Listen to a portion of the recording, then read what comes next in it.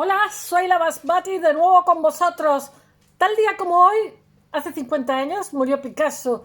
El día anterior había estado hablando con el jardinero que le había estado enseñando las flores de la primavera, anémonas, bueno, infinidad de, no sé si se llaman anémonas o eso es un alga, no sé. Le habían estado enseñando infinidad de flores.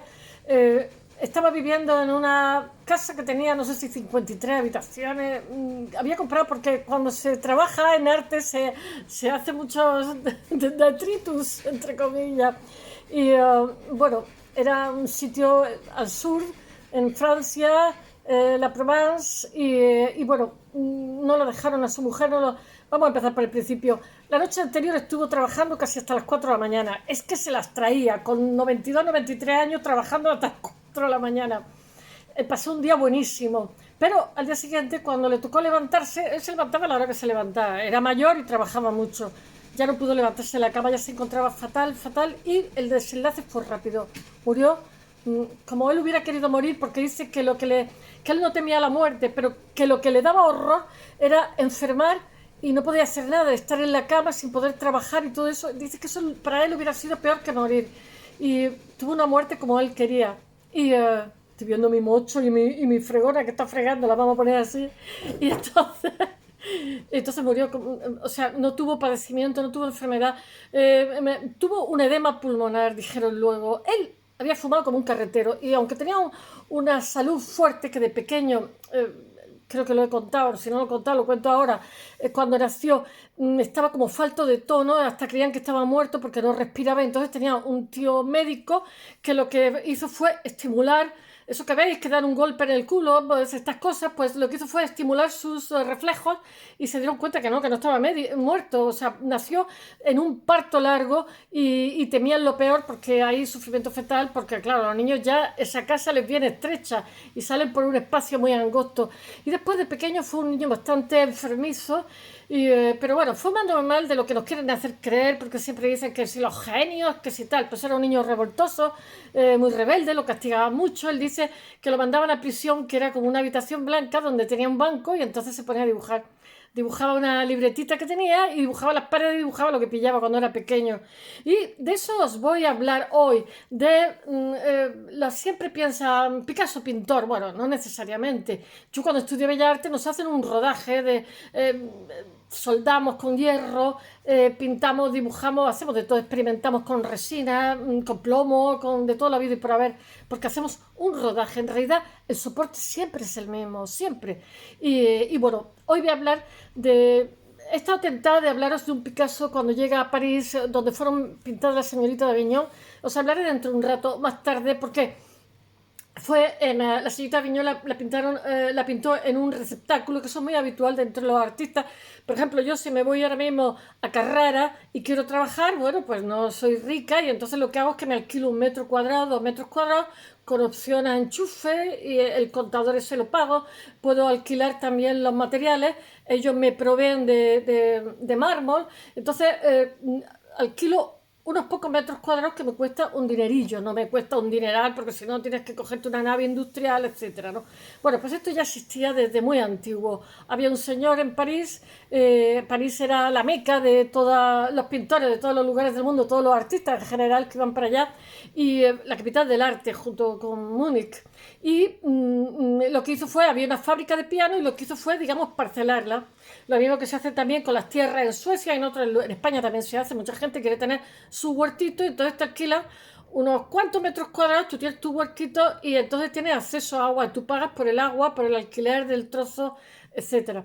Bueno, pues ahí pintó la señorita de Aviñón y dentro de un ratito os hablaré. En ese espacio minúsculo, cuyo alquiler mensual equivalía a 3 días de sueldo de un obrero, era muy, muy bajito. Entonces en esos espacios minúsculos se encuentra con infinidad de artistas que luego van a ser famosísimos. Eran todos jovencitos y bueno, en esos espacios minúsculos se pueden hacer muchísimas cosas cuando se tienen ganas, imaginación y empuje. Y voy a ver si eso tengo yo también para contaros los diferentes soportes que Picasso, homenajeándolo a los 50 años de su muerte, había muerto a mitad de mañana, fue una muerte rápida, Hoy voy a hablar de otro Picasso que no es menos importante, que son de sus dibujos infantiles. Voy a hablaros, solamente los voy a nombrar un poco, ya he puesto el blog, de sus dibujos infantiles, de sus grabados, de sus esculturas, en fin, de su cerámica, de otros soportes que él también trabaja a lo largo de su vida y que son maravillosos. Yo me acuerdo de la Suite Volant, la he dibujado entera, me la sé de memoria. El Minotauro lo he usado para hacer otras cosas. Es simplemente increíble. La vi en Bancaja, en lo que era la antigua Caja Valencia, que hoy es CaixaBank, y que se fusionó con la Caixa, y porque lo compraron, la Suite Volant, y bueno, simplemente me quedé fascinada de sus grabados, me parecieron hermosísimos. Tiene, no sé, grabado a punta seca, el linóleo. Linóleo es el material que se pone entre la madera y el suelo. Ese es el linóleo, que es muy fácil de moldear. También sale con las puntas muy... La gente lo hace también con máquina. Yo creo que he trabajado todos los soportes. Pero absurdamente, por ejemplo, en las bellas artes se considera que el grabado no es bellas artes, es una tontura. Se considera que es artesanía. Como si las bellas artes fueran high y las artesanías low. Es todo lo mismo. Todito lo mismo. Pero bueno, así están organizadas las cosas. Ya estoy yo con mis toses de los pólenes. Voy a contar un poquito. Picasso, haciendo un homenaje a lo que fue su vida, os diré que fue un artista muy, muy completo, cuya vida estuvo llena de metamorfosis y que, bueno, así lo muestra su trayectoria. Se puede contrastar. Nos puede gustar más, nos puede gustar menos, pero tiene épocas para todos los gustos. Época azul, época rosa. Tiene épocas, bueno, épocas que le da por el arte clásico, yo qué sé, Roma, Grecia, otra, no sé, es todo un conjunto de cosas en su interior, que en una época sale una y en otra época sale otra. Él decía que el arte no había evolución. Yo también pienso que no hay evolución, que igual es o sea, solamente varían los soportes. Las cuevas de Altamira, como puede ser cualquier cuadro o cualquier película en la actualidad. Tengo que hablar también de cine, de Picasso y cine, porque Martin Scorsese dice que Picasso fue muy influido en el cubismo por el cine. Yo me lo puedo creer eso, ¿eh? Bueno, en un principio, fue el dibujo. Desde pequeñito dibujo y se conservan, él empezó a dibujar con 8 o 9 años y se conservan 175 dibujos desde su infancia. Él, ¿cómo dice una frase que se lo tenía también muy creído? Me costó 2 años ser como Rafael, pero me costó toda una vida ser como Picasso, algo así cuenta. Tiene unas frases que son para morirse. Bueno, muchos de los Picasso, de los dibujos, los hace en cuadernos y se conocen 175, como he dicho, que están creados entre 1894 y 1967. Mirad que todos los días tengo que memorizar, que no sé. Yo creo que esto, en vez de prevenir el Alzheimer, me lo va a provocar. Tengo la memoria llena, el disco duro. Bueno, en 1901 cambia de registro y pasa a usarlo como estudio para obras. Poco a poco va a ir liberándose, va a ir quitándose esa coraza que tiene. Y bueno, el dibujo, por ejemplo, en una pintura, cuando es figurativa, es como la columna vertebral. No puede estar torcido, no sé cómo decirlo. O sí que puede estar si se juega eso, si es ese... el discurso. Bueno, durante toda su vida discurre sometido a la múltiple metamorfosis, como os he dicho antes, múltiple metamorfosis estilística. Bueno, en sus últimos años se le relaciona directamente con series pictóricas que lo que hace es ampliarla. Bueno, él es ceramista, me encantan sus cerámicas, son graciosísimas. La llegada a la cerámica realmente es absolutamente por casualidad. Yo siempre digo que las mejores cosas que he hecho en mi vida son por casualidad. Y todo lo que planeo no es que me salga mal, pero no tiene tanto encanto, no sé, es como el amor. O sea, tiene que ser algo no premeditado. Por eso no creo demasiado en internet para encontrar pareja. Las cosas tienen que ser de otra manera. Bueno, todo esto empieza en Vallauris en 1944 con una visita a la casa taller de cerámica de Madura con Susan y Georges Remy. Estos eran amigos suyos. Siempre curioso, él empieza a ver cómo trabaja, cómo hacen las piezas de alfarería. A partir de ahí se pone como una moto a hacer cosas. También usa objetos inexistentes, los pinta ojos, cabezas, caras. Bueno, Picasso era muy intuitivo, era menos analista y más intuitivo, pero tenía una intuición y una pasión poderosa. Era el Minotauro. Bueno, hay una exposición en el Museo de Cerámica de Vallauris que en estos momentos que está recordando los 50 años de la muerte de Picasso. Están haciéndole un homenaje desde el 6 de mayo. No, es hasta el 6 de mayo o desde el 6 de mayo. Bueno, pues no lo sé, luego lo miraré. También él va a trabajar en escenografía con los ballets rusos. Su amigo Jean Cocteau lo mete ahí. Él va a estar en Madrid, va a estar en Roma y bueno, es que no me acuerdo cómo se llamaba. Había un empresario ruso que a pesar de que los rusos tenían una tradición de ballet increíble. Eran unos artistas, fueron los primeros vanguardistas. Lo que pasa es que como los que escribimos la historia del arte somos nosotros, pues lo hemos dejado un poquito arrumbados, pero ellos son los artistas. Y cuando es la revolución, entonces el empresario este, que no me acuerdo cómo se llama, pues es bien recibido en París y los franceses hasta hace poco recibían bien a toda la gente que era expulsada de sus tierras. Hasta hace poco porque están ya hasta arriba y están teniendo problemas de falta de trabajo. En estos momentos está mejor su economía. Bueno, pues este señor empresario lo que hace es que se trae a la figura del ballet ruso, Nijinsky, etc. Y una de las que va a tener bailando en su ballet ruso de prima bailarina, que ya sabéis que en los ballets hay como en la orquesta, está por ejemplo el violín, está el primo y el tutti, que es el resto, ¿no?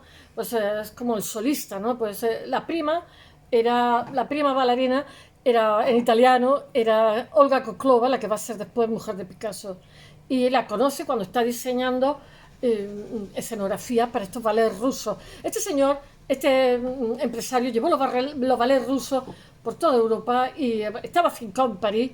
Y cuando murió, todo el mundo lo sintió muchísimo, todo el mundo dio el pésame, presidentes de gobierno y tal, menos los rusos que lo tenían aborrecido porque se habían ido de allí y había montado cosas de arte fuera de Rusia. Pero bueno, es que la revolución había imposibilitado otras cosas. Bueno, él va a hacer, ¿cómo se llama? Escenografía para el ballet, el Tricornio en 1920. A mitad del 16 había hecho, él había recibido la invitación de Jean Cocteau, que va a ser muy amigo suyo, aunque después cuando él se pelea con François Gillot, que os conté el otro día, se puso al lado de ella.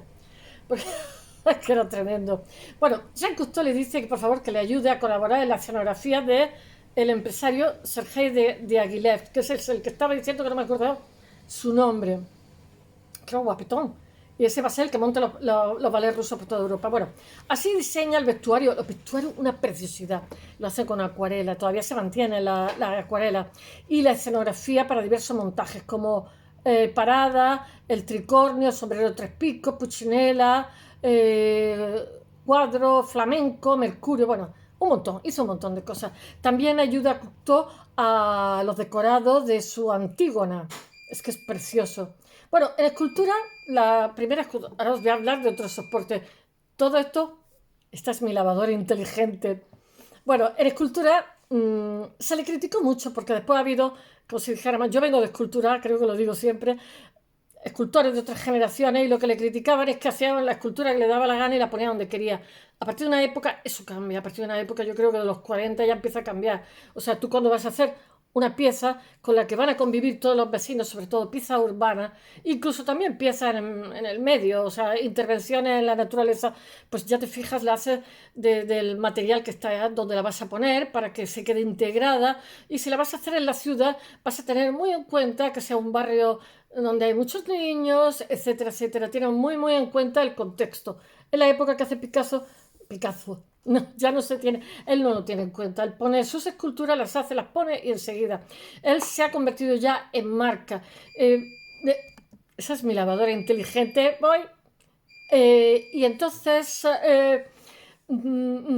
es que mirad, Picasso, hay un artista que dice, que lo he puesto en el blog, que Picasso pasa de ser una persona que denuncia la injusticia y tal, a ser objeto de merchandising, no sé. Y bueno, en realidad, por ejemplo, Málaga pues busca promocionarse siendo la capital de Picasso, o sea, el lugar de nacimiento de Picasso, o sea, todo, o sea, se ha convertido, todos los museos del mundo tienen cosas de Picasso, o sea, es como como una atracción de feria, pero bueno, no siempre fue así. Bueno, voy a seguir así. En escultura, la primera que hizo fue en 1902 y en escultura va a ser intermitente. Va a haber épocas en que va a hacer mucha escultura, otras épocas que no va a hacer nada. Era un bestiazo trabajando, también os digo. En 1909 hace unos bustos cubistas y aunque la abandona una temporada después, en 1916, vuelve a hacer escultura. Y en el 28 vuelve a hacer mucha más escultura. Y también hace entre el 28 y el 30 hace muchísimo. No sé cómo deciros. Trata de materializar el cuerpo, también hace bustos. A mí me encanta una cabra que tiene, que es muy famosa. Todo esto lo muestra el Museo Picasso de Málaga y también junto a su amigo Julio González, que os he hablado, el Iván de Valencia tiene el fondo de Julio González, los fondos de Julio González, que era un empleado de la Renault, al cual, muy amigo de Picasso, era artista a rato perdido. Picasso le dijo, déjate la Renault, dijo, tengo familia e hijos, ya sacarás dinero, venga. Y fue el que, digamos, le empujó a que se dedicara a la escultura. Ambos están buscando esculpir el vacío. Bueno, Picasso también, como os he dicho, trabaja el grabado con muchísima fortuna, tiene unos grabados preciosos a lo largo de toda su trayectoria, aunque con mayor intensidad a partir de los años 30, que son los que yo he dicho. La lavadora un día le pega un zapatazo, y nunca establece diferencia respecto a su lenguaje pictórico. Él cuando va a hacer el Guernica estuvo haciendo grabados y todo ese dinero lo dio para la joven república. Bueno, él emplea diferentes técnicas como el agua fuerte, la punta seca y durante sus comienzos al grabado sobre linóleo, eso lo practica en Vallauris. Él, se me ha olvidado deciros que cuando muere no lo dejan enterrarlo en el lugar donde tiene su casa y entonces le permiten enterrarlo en un lugar en el monte San Victoria. Compró un castillo allí, un castillo gigantesco, porque era como fetichista, había sido el modelo de su pintor favorito. Bueno, sus tres grandes series son la Suite Volant, que la hace entre septiembre de 1930 y junio de 1936, son maravillosas, me las sé de memoria. Y su cumbre es la Suite 347 de 1968 y Suite 157 de entre 70 y 71. Bueno, también fue escritor, aunque mucha gente no lo sepa. El poema El Sur, se ha publicado un libro sobre él en francés, Esprit. El poema del Sur, de dos de la inmensa trache, como se diga en francés, escrito en París en 1935. De pequeño ya redactaba periódicos, que lo hacía con cartas que le mandaba a sus padres cuando era pequeño. Y siempre era sensible a la escritura. Como el padre se dedicaba a dar clases de pintura en escuelas de arte, pues le estimuló todo lo que fuera la imaginación. En 1935 esta forma de expresión se impone y en los 40 escribe dos obras de teatro, que se guardan, ansioso por experimentar. Sus poemas están vinculados al surrealismo. Es que él va pasando, se van metamorfoseando diferentes etapas a lo largo de su vida. Gallimard publicó los Scrits en 1989, aunque hasta 2008 no se tradujeron al castellano. Nosotros siempre llegamos tarde. Bueno, espero que os haya gustado y hasta mañana. Lo he puesto todo en el blog. Hasta mañana.